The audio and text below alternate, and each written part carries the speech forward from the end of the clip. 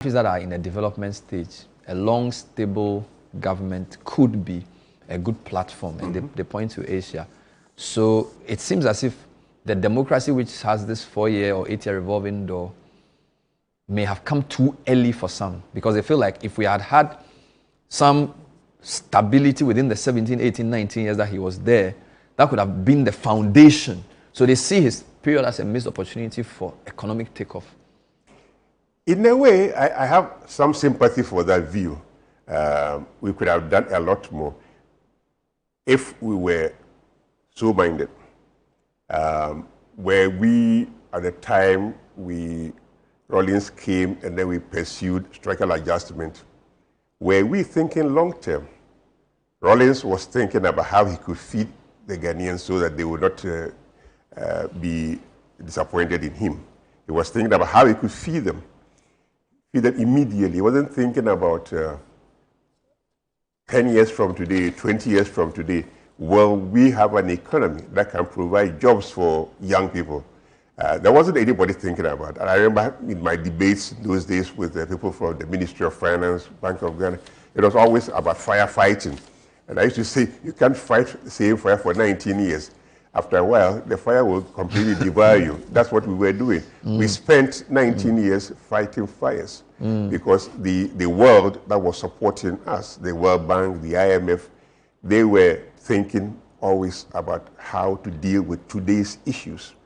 Nobody was thinking adequately about long term. Which is why in one of your work, you separate structural adjustment from structural transformation. Precisely, yeah. So you resolve the IMF question by saying they help you fight a fire, but it's responsibility to plan your transformation. Precisely. I mean, in a way, when we went to the Washington group to seek support for what we were doing, we didn't always go to them with a clear plan of what we wanted. We often went and said, look, we want to do something about agriculture. Then they say, okay, fine, we'll send you some experts to come and help you. Those experts are coming from different countries. They are going to sell to you what they do in their own countries. And that's the kind of thing that, it wasn't just Ghana, it was most African countries. Because we had not invested enough in building the capacity of people who could tell the government, if we want to transform agriculture, this is how best to do it. If we want to improve on health, this is how to do it. If we want to improve on education, this is how to do it. You don't let a World Bank consultant come and tell you what you need to do. You should be telling him or her, this is what I want to do. Can you help me structure it? Can you help me design it? Not asking them, what should I do? So that seems to be the missing element. And we'll come back to that because I think when you led this Africa Research Alliance, it was all part of that, owning. But I'm still on the leadership because political leadership is very visible, right?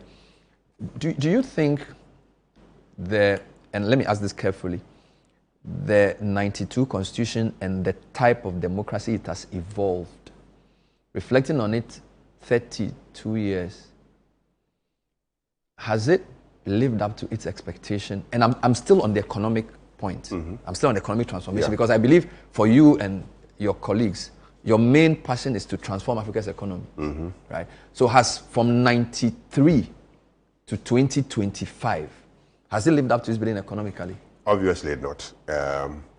I gave a talk about 5 years ago in Helsinki, where the focus was on democracy and the economic development in Africa. There were many people who would argue that democracy has failed Africa. I don't agree. Democracy has not delivered what it should for Africa. That's true, but it hasn't failed Africa. Africa has not used democracy properly. Africa has abused democracy, not taken advantage of the opportunities that could come from democracy. So if I think about the Constitution of Ghana, the problem we have in Ghana is not the Constitution. The problem is the people responsible for implementing or enforcing the Constitution. The problem is the new culture, political culture that we created riding on the back of democracy or hiding behind democracy. We created a culture in Ghana where because people are fighting for political authority, anybody and anything that guarantees them assurance of political power, they hold on to it. So we created, using the Constitution, a presidency that should theoretically be constrained in the exercise of its power by a judiciary, by a legislature, and so on. We've watched over the years politicians from both major parties destroy the institutions that are supposed to be keeping an eye on what they do. You know, we've destroyed the judiciary. We've destroyed the public service completely. Today, there's hardly a civil service that can tell any politician this is the right thing to do. Everybody's afraid. We've turned every civil servant into a politician. We've destroyed, so you have a parliament that is supposed to be independent of the executive. And yet, we've seen over the years, you know, so it is this new culture that we, whether as voters or as independent stakeholders, have allowed to fester. That is the problem. It is not democracy. We've allowed people to entrench themselves in positions where everybody is beholden to one person, where even judges are afraid of what the president's office will say. You know, it is not of, I'm not talking about the current situation, but it's something that we have allowed. Judges giving judgment in court are thinking about what the government will say. You know, lecturers teaching at the university are thinking about what the government will say about what they've said. They are afraid of students in their class who are politicians and are likely to go and report what they've said. You know, so we have created a whole new culture that does not allow us to see the benefits of democracy. So it's not the Constitution, it's the human beings, men and women, who manage the Constitution. And they have failed us miserably. This is a point of view my